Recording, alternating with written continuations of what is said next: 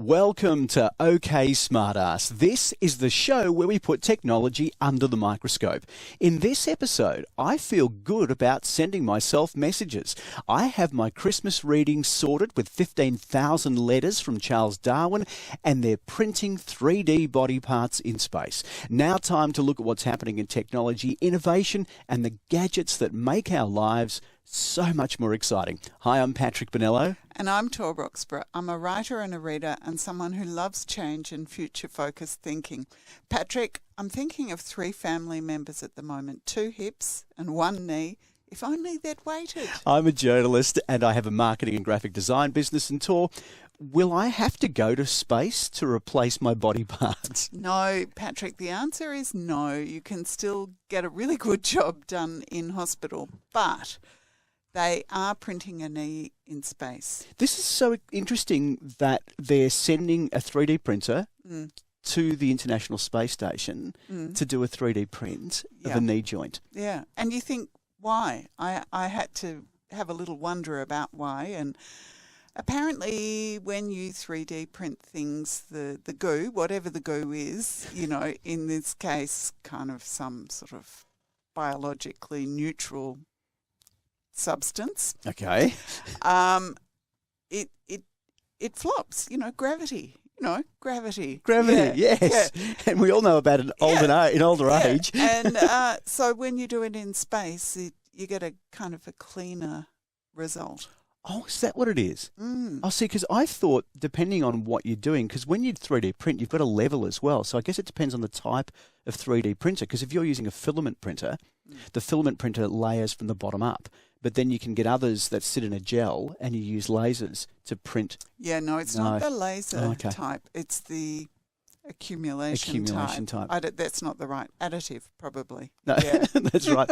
So a lot of things, it's interesting that they're looking at, I guess, all sorts of things that are going to be adaptable in space, and in the long term it does have benefits here on Earth, but I guess looking forward to travelling further out into our solar system maybe? Yes, well there's lots of stories this episode about things we need to do if we want to travel further out into our solar system. Well, this company called Redwire is hoping to 3D print whole organs in space.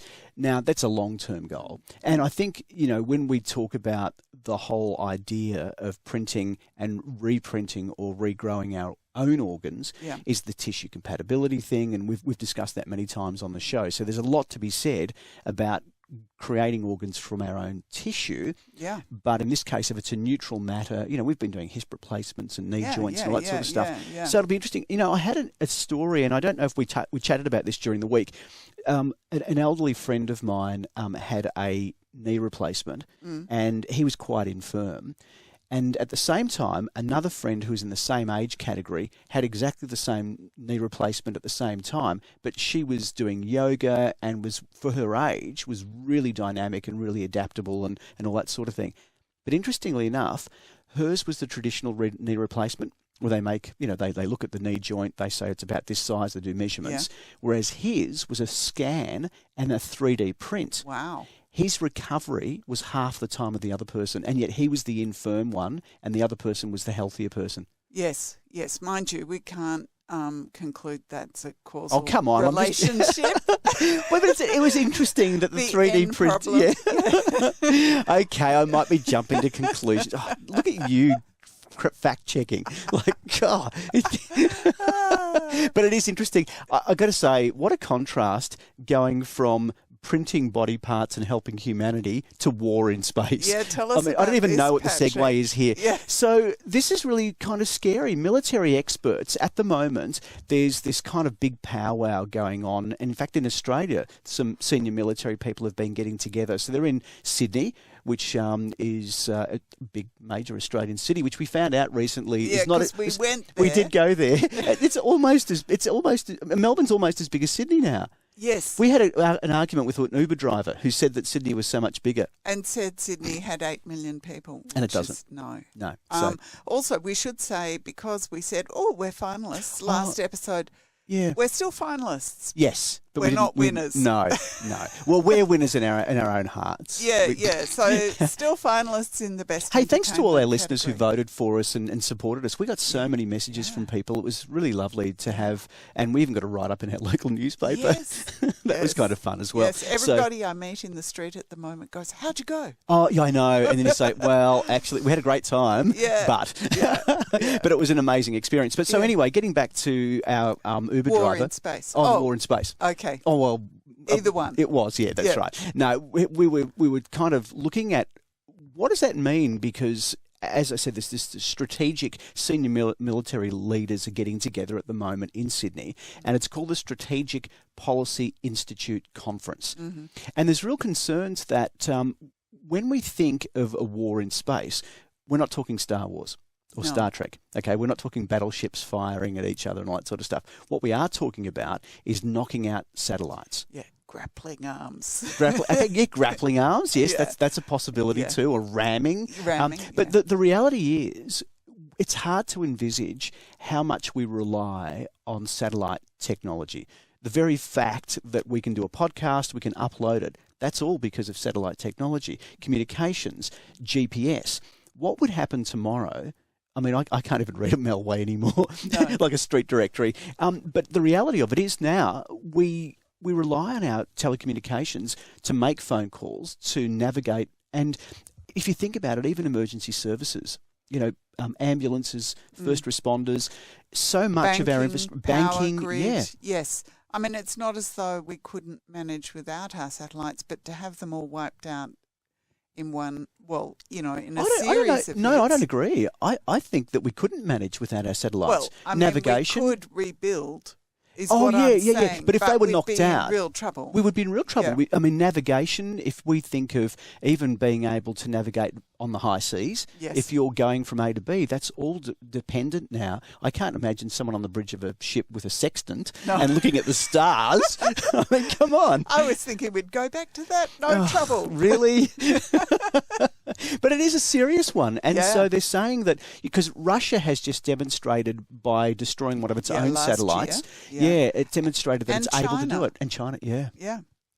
And there's a lot of space junk up there. But, the banking, there's so much. It's staggering what we are now relying on satellites for. And then there are a lot of people in rural areas now who rely on it for communications. Elon Musk's satellite system means internet's getting to people where it never did before. And precision agriculture. Oh, deciding how much water to use, exactly how to seed, exactly when to harvest, all those things. Drunk farmers now can drive their tractors because it's GPS run. No, they're not really drunk. I have so much respect for farmers. I don't know how they do it. They're amazing. Say that, Patrick? I know. No, but when you see the fields that they plough, they can now map out exactly so that they're more accurate, and it means less fuel's being used. It's more economically viable, but also more beneficial to the environment. Yeah. So we would be in trouble, and I'm glad they're having a chat about it. Oh, me too. Yeah. Me too. I don't know what the solution is. Well, I do think that, we do need to de-escalate the hostility in the world, don't we? And obviously war with Russia is a problem. It is. Yeah. On a more positive note, I've been really excited by the Orion spacecraft. So at the moment, of course, the Artemis mission, this is the first Artemis mission. Yeah, the rocket took off. The rocket took off, and the Orion craft is on board. And it then, basically the whole Artemis mission is amazing because it's everything that is basically returning us to the moon. And I say that in general terms. So 2024, I think, is the next launch date for a manned or personed mission. Yes. They even know who the astronauts are going to be yet? Probably not. I don't know. I haven't. That'll be interesting. Into that. Yeah, that's right. In fact, I was just on a slight tangent. I think the International Space Station is about to get its first disabled astronaut. Is it? Yeah, I thought that was really touching. I think that's awesome. So the Orion now has flown farther than any other spacecraft that's been designed to carry humans, okay? Because, of course, the Voyager spacecraft have almost pretty well left the solar system now, haven't they? And the previous record was Apollo 13 in, I think, 1970. 70, about the... Yeah, 1970. And that record was made because they had a little explosion and they had to change the trajectory. To slingshot around the moon. Yeah. So that was to get back to Earth. Yeah. That was cool. It was an amazing movie too, the Tom Hanks film. Did you watch it? Did you see it? Yes. It's worth watching. It was really good. Yeah. So this is kind of interesting, this 24-day mission, because it's a real, get out there and test the systems. I was interested to note, though, when they had just taken off, the media had been banned from taking photographs of the launch platform. Did you hear that? No. In case it blew up or what? No. Just after it, it had actually been damaged because this is the most powerful rocket in history, and evidently they kind of underestimated what it would do to the launch platform. So they since have let the media back in, and they said, there was damage done to it because I think it's going to be launching SpaceX as well, some other. Right. Yeah. So interesting, isn't it? So the Orion should splash down on December the 11th. Okay. Yeah. Do we know where? I I shouldn't just ask questions. Off the coast of San Diego, she reads. Oh, there you go. The notes. Always good to have notes, too. Yeah. Look, Patrick, talking about space, there was a very interesting, very long article in Wired by Brendan Corner about hibernation in space. And, all the science fiction readers are completely familiar now with, going into suspension and then of course. That's the only way you're going to travel those distances. But I've always thought about it in terms of, travelling those distances and the time taken. But the real problem is weight. And I hadn't... Sorry, were you just looking at me when you said that? So, if we are going to Mars by 2040 and say you take a crew of 4... you'd need 11 tons of food. Wow. Yeah. Wow. Yeah. So that's the issue, is getting enough sustenance for everybody. Look, for interstellar travel, obviously time is also the issue. But weight is a huge issue. So people, NASA and the US military have been looking at hibernation. And at first they were looking at that therapeutic hibernation. People will have probably read popular stories about this, that occasionally when someone has been found,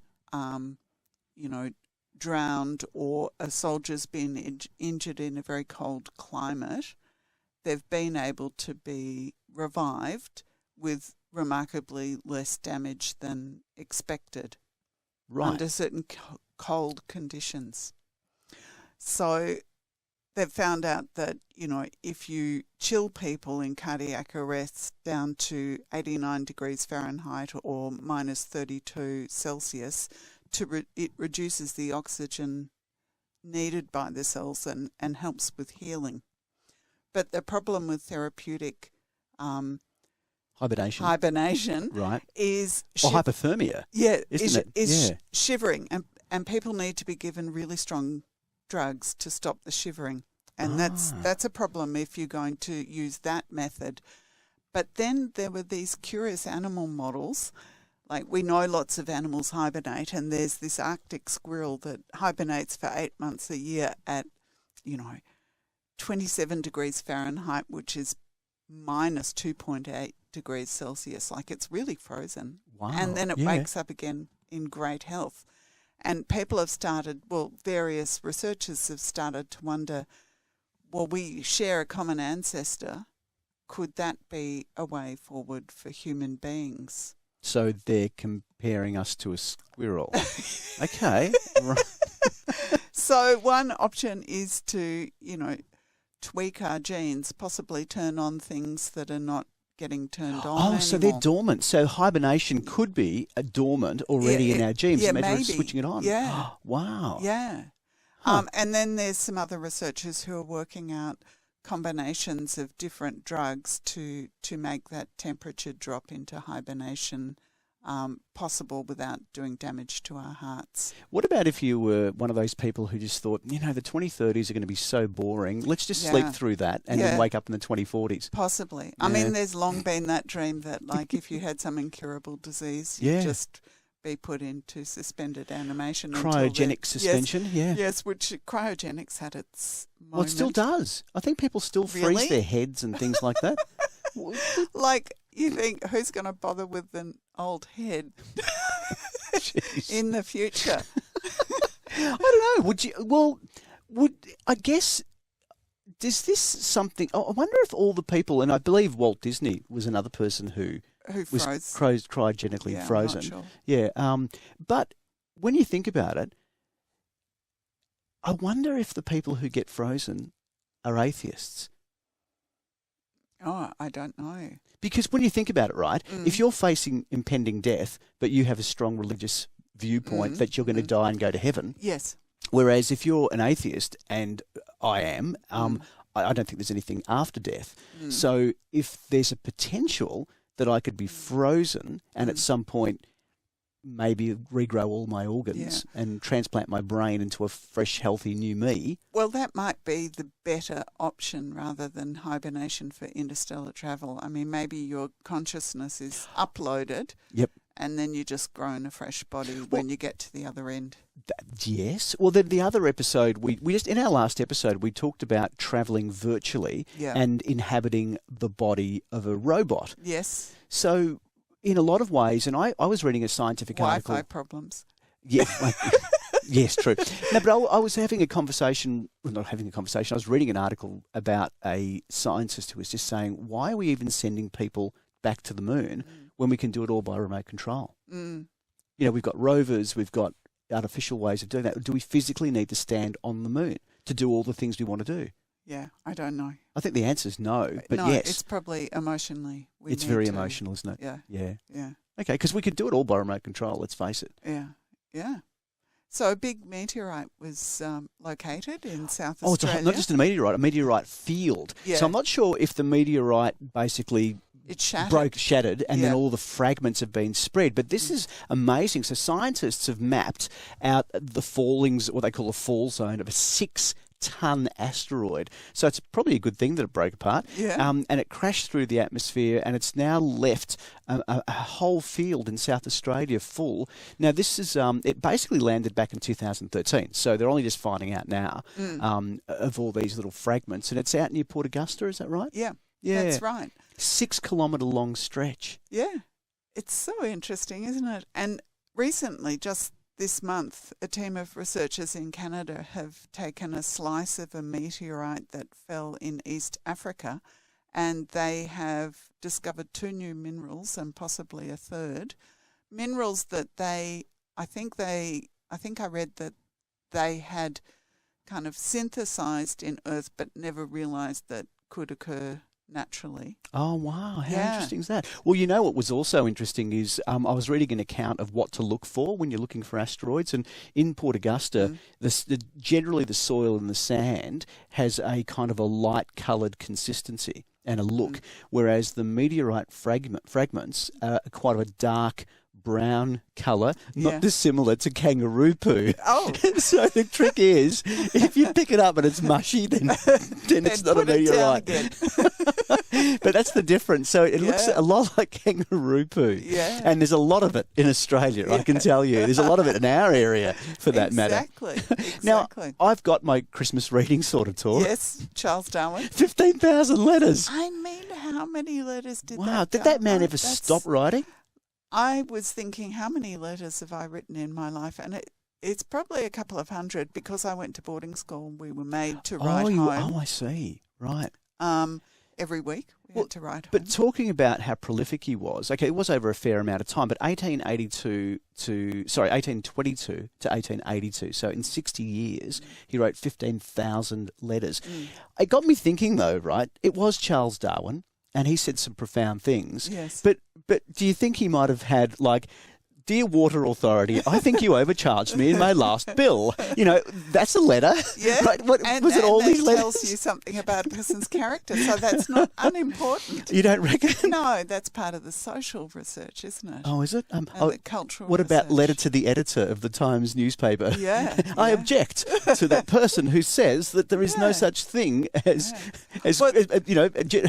fish walking on 2 legs. Yeah, but seriously, Patrick, I mean, this is a way that we can all get a one-to-one relationship with the past and with documents that normally, only historians have access Yeah, to. this is part of the Internet Archive, which I absolutely love because it means all of those letters are now publicly available when you go to the Internet Archive, and you can see them. And seriously, it's giving us a really interesting picture of what Darwin's life actually was like, because you can see through his correspondence. And I think, we send text messages, and it'd be interesting to profile, say, yourself or myself. If we looked at your WhatsApp, your text messaging, the things that you say via your electronic communications, you probably would get a fair picture of who you are. And there might be 15,000 of them. There you go. Especially so you're up there with Darwin. Sending messages to yourself. Nice segue. Oh, nice segue. Very nice.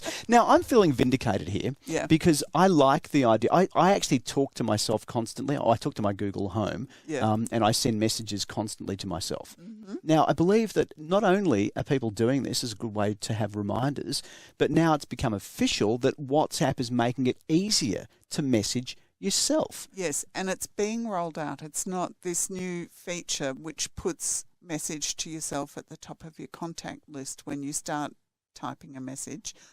No, it's not on my phone yet. I had to check this morning. Did you? Okay, well, it's being rolled out at the moment. So what it will mean is that you can send yourself reminders and shopping lists and voice memos, that sort of stuff. So this is reported on really TechCrunch. Handy. I think it is. It's just basically it's called Message Yourself, and it was it's only just, as you say, being rolled out. But you'll be able to see, at the top of your contacts eventually, it'll be you. Yeah. Yep. So people are often sending themselves emails, but this is probably a faster, easier way to contact your future self.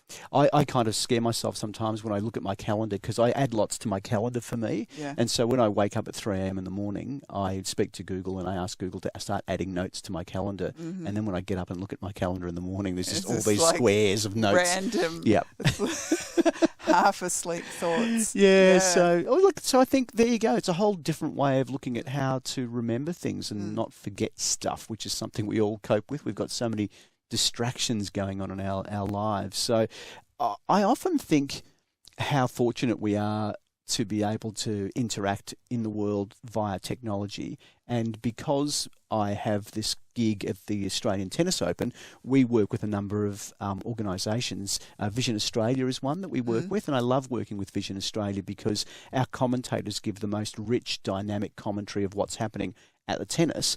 And Vision Australia takes that because, of course, people who are vision impaired can still be sport fans. Tennis. They love tennis, exactly. Yes, well, actually, there's a very, very big audience out there. So, but there's a new tech out there called iDaptic, and they've got a new announcement, and it's EYE5 ultralight smart glasses. So what it does is, if people have low vision, it augments their vision. So in live stream, it brings, it captures images. But it doesn't just capture images, it enhances them. So we are talking like a projection, aren't we? Really? It is. So the glasses actually, they enhance sight for people who are vision impaired. So, and you can tweak it for your particular vision problems. So precisely. Yeah. So if you have issues with certain aspects of your vision, and say, for example, you don't have good peripheral vision, this could probably assist with that as well. This morning when I read this story, I said, Will, this is for your mum, because they talk about macular degeneration, and I described it to him, and he said she has enough trouble with her computer if it involves any kind of tweaking and fiddling with to get it. But look, we haven't seen it. It might be really straightforward once you set it. Yeah, and so the glasses themselves have external cameras, and that's what's taking in the viewscape. So they put it. They're quite light, and the tech is just the screens, and then they use a smartphone, so it kind of apps to the smartphone, and they're able to control it from there. But then again, for older people having to use the smartphone, I mean, that can be problematic. Look, I wonder if it's a little bit like hearing aids, though. If you have the right people setting it up for you in the first place, it could be good. Then it could be really revolutionary for people who kind of struggle with vision issues. Yeah. And, well, even if you think about, reading something or navigating, walking around, being able to just move around in the world, we take it for granted if we're sighted and we have good sight. But I love it. I love the idea of tech being used in this way. Now, you've got to explain this one. I don't even know where to start. start. You're not even with this saying medical a word. No, Okay. no, because I'm going to put my foot in it if I do. Yeah, look, I think that's all right. You know, we've talked on this show about poo. Yeah. We've talked about lungs. We've talked about brains. I think we've talked about penises. Probably. We've talked about testicles and, Yes. you know, contraceptives that have to be Yes, injected. that was actually last episode. Yeah, go for it. Okay. So I think we can talk about bacterial problems in vaginas. Yeah, absolutely. And vaginas on a chip. I mean, this is... Yeah, see, I just can't see it. Okay. Sorry, I'm really biting my tongue here. Yeah, no, I think this is a free-form conversation. Okay. You're allowed to say anything. Really? Yeah. Okay. Yeah. Yep. No. Yep. Okay. So, all right. So, this is an interesting one where and we've talked a lot about combining tech with physical bodies. Yeah. And so, how does this work? I think that what we need to understand here is that there are various ways of studying treatments, and very often people are using animal models. So they're doing experiments on mice. Or they might be, growing cells in a petri dish, and they might be testing things on those cells. But the missing link is not being able to experiment on living humans. Yep. So when we talk about a brain on a chip or lungs on a chip and now vaginas on chips, what we're talking about is something constructed with living tissue that mimics a vagina or a bit of lung or a bit of brain. So in the case of the lungs, they're constructing lung tissue, airflow, but also the vascular flow on the other side. So when they test drugs, they're seeing how all those things interact. So they're the same place that has been doing the lungs on a chip, the Weiss Institute at Harvard, have been doing the vaginas on a chip. And it's interesting to point out, though, that one of the realities of these bacterial issues, so what happens is in irritable bowel syndrome, there's a lot of issues that people have, premature birth, it can actually relate to bacteria and the spread of bacteria on the surface of whatever the part of the body we're talking about. Yeah. Now, I was staggered, 30% of reproductive aged women around the world are actually affected by bacterial vaginosis. Yes, and not all going on forever at the same time. No. These are episodes. Right. So we're not talking about thrush, which is a yeast infection. We're talking about a bacterial growth that gets out of balance because it's a biome. The vagina, just like the gut, has a healthy biome, and sometimes it does, get out of whack. So the most common one is Gardnerella vaginalis, which famously smells like rotting fish. And that kind of upsets things in the vagina and allows in all sorts of other problems that can lead to things like premature birth and, bigger health problems. But I'm going to tell you a funny story. Okay. I've only had this once in my life. It was when I was living in Brighton. And I was at home on my own, and there was a tradesperson coming over, and I was getting ready for the tradesperson to come. And there was this terrible smell. I was in the kitchen of rotting fish. I thought there's some garbage somewhere. This is so embarrassing. The tradesperson's going to smell it. And I'm going around looking for the source of the smell, but of course not realising I'm the source of the smell. Wow, this is taking a really interesting personal tone today. And I'm looking, and it's here, but it's also over here. Wait a minute, it keeps following me. It's following me. Thank you for that insight, Tor. I think it's really, this is probably the most intimate discussion we've had on our podcast. But I think, but it's 30% of people. That's quite a lot. We're almost talking 1 in 3 will be affected by this sort of thing. And these types of imbalances increase your risk of catching sexually transmitted diseases. This is really serious stuff. Yeah. And normally it's treated with antibiotics. Finding better treatments is a really good idea. It costs. Looking for probiotics that enhance the the biome. You know, the cost is $4.8 billion in treatment every year. Wow. Yeah, so we're talking a lot of money. And as you say, there are risk factors in terms of, having a sexual partner as well. And so there's lots of really good reasons that they're combining tech with this kind of grafting, growing process. Yeah. It's so fascinating. And I guess it makes sense, whatever part of the body you can grow and graft. Yeah, if you can make a model that's really a living model, you're helping all those poor mice who are getting experimented on. And also apparently animal biomes in their vaginas are very different from humans. And this is also the controversy. We know how many mice and rats are tested, but the reality of it is they are different enough from us that we sometimes wonder about the viability and the benefit of all this research when we've got an animal that is similar but not that similar. And that's the challenge, isn't it? So the more we can do specific testing related specifically to our actual genome, our DNA, ourselves, our bodies, and then less animals are going to be killed as well. Yeah. Yeah, okay, I'm in favour. So it's good. Mm-hmm. It's good. I have also been stunned about this next story because this is an interesting segue given what we've just spoken about. Go for it, Patrick. An electronic tongue that mimics human taste buds. So, look, I didn't choose the order of these stories. This was random, people. This was random. It was really random. Yeah. So, the thing is, you wouldn't taste a rotten anything, would you, to measure, the taste of it? No one wants to do that. So, if it was a rotting piece of meat or something, but there could be a benefit in tasting that and doing that electronically. So, the idea of getting an electronic tongue to taste things that we all wouldn't want to taste makes a lot of sense. And so it's an e-tongue, isn't it? Yes. So they've produced it, and now we don't have to taste off meat to know it's off. Right. I mean, I just feel for all those people sitting at court with all the monarchs that made them eat the food before they did, and then because that was a real thing during forever.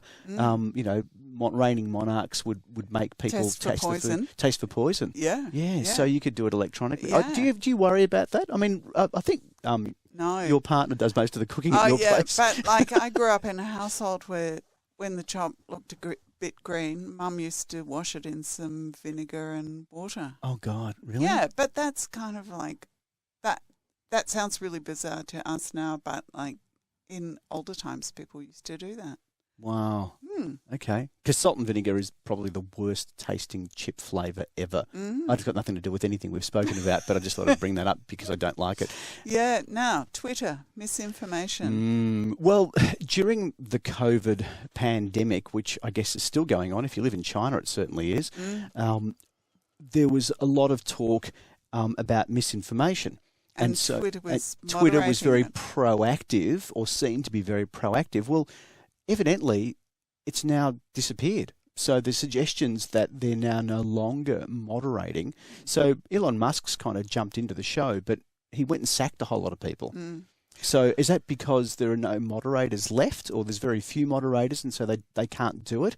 Because, their internal statistics say that since 2020, 11,000 accounts were suspended for that very reason. Donald Trump. Now, I just wondered, just taking the counter position, does it matter? Like already, the world is already divided into its pandemic camps, like the people who think that they're going to get microchipped by Bill Gates. Like they already think that. Right. So what you're saying is that it doesn't really matter. Maybe it doesn't matter like it did during the early days. I mean, it'll matter again if there's a new wave with a very different variant. Look, I don't know. I love the idea of people having a voice and being able to speak out on any topic that they want, and a freedom of being able to speak out. And I don't want anyone to be gagged. However, we know that there are people and groups that want to twist messages and want to spread misinformation. You know, that's how elections get swayed. But I'm just suggesting that people are already in their fixed positions. Well, I don't But agree. maybe I'm not Well, we right. just recently had a state election, and we know there are swinging voters. We know that there are people who rock up to an election and do not know who they're going to vote for until they get to the polling booths. Now, if you can sway them on social media, and we saw this with Brexit, so there's a lot of information now circulating saying that potentially in Brexit, whilst Brexit was going on, it was a lot of propaganda that swayed the decision for the Brits to leave the EU. And that was a direct result of propaganda spread on social media. Yeah.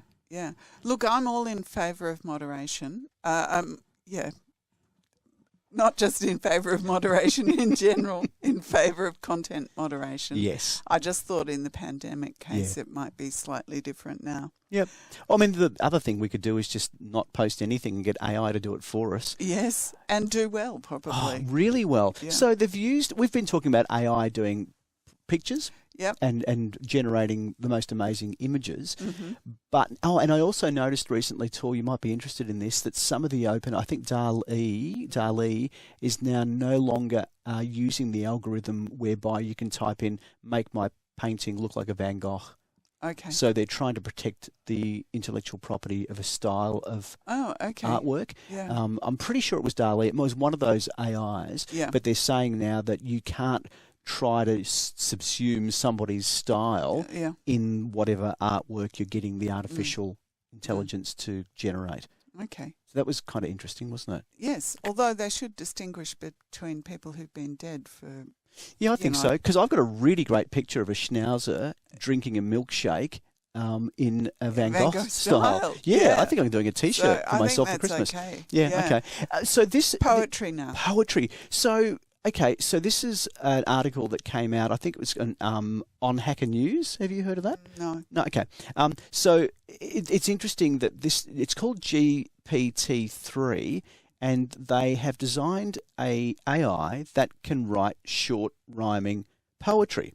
So they set a challenge, and they wanted to get this AI to do some poetry about Albert Einstein's theory of relativity, and it's a really good poem. Yeah, well, I don't think so? I don't know. It's a really good poem at all, but it does rhyme here and there. It's only short. Why don't you read it, Patrick? Okay. If you want to understand Einstein's thought, it's not that hard if you give it a shot. General relativity is the name of the game where space and time cannot remain the same. Mass effect, the curvature of space which affects the flow of time's race, an object's motion will be affected by the distortion that is detected. The closer you are to a large mass, the slower time will seem to pass. The farther away you may be, time will speed up for you to see. Yeah. That's good. I like it. It's cute. And you don't, if you use AI, you don't have to bother learning about Einstein's theory of relativity to get the poem written. And mostly it rhymes. But I think poets would say, you can imagine this in a classroom. Yeah. Could be used Like in a classroom. Year 8 class. Yeah. But I think poets would say that it's missing a lot of the things that make a poem a poem. Yeah. And probably heart and soul. But good. Yes. Yeah. Okay. So I thought it was pretty clever, and I liked it. Yeah.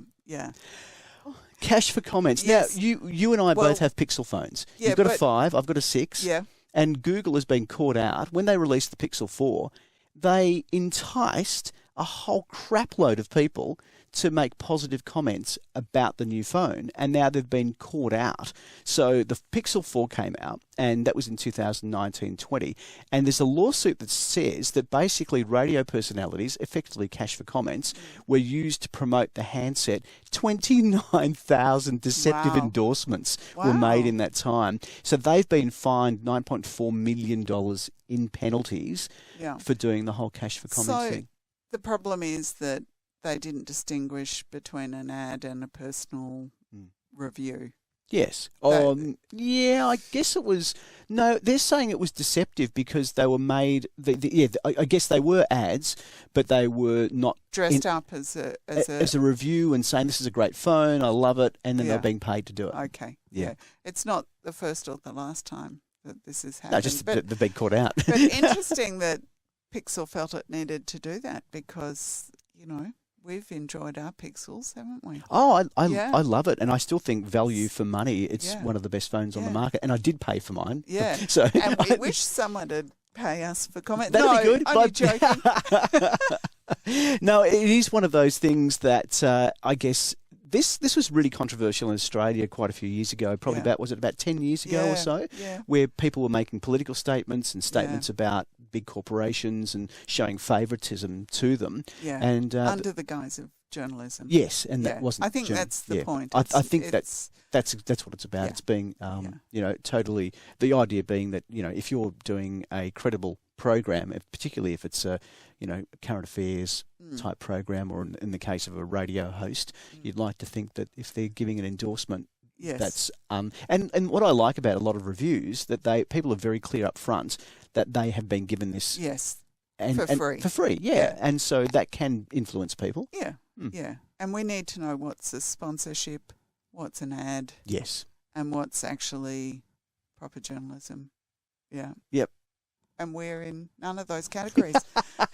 Well, you've been listening to OK Smartass, the podcast brought to you by a nerd and a smartass. I'm Patrick Bonello, and you can contact us by visiting our website at oksmartass.com or email nerds@oksmartass.com. I'm Tor Roxburgh. If you like getting suggestions for books, podcasts and viewing, you can find my newsletter via my Facebook and Instagram profiles. We'll see you again in the next episode.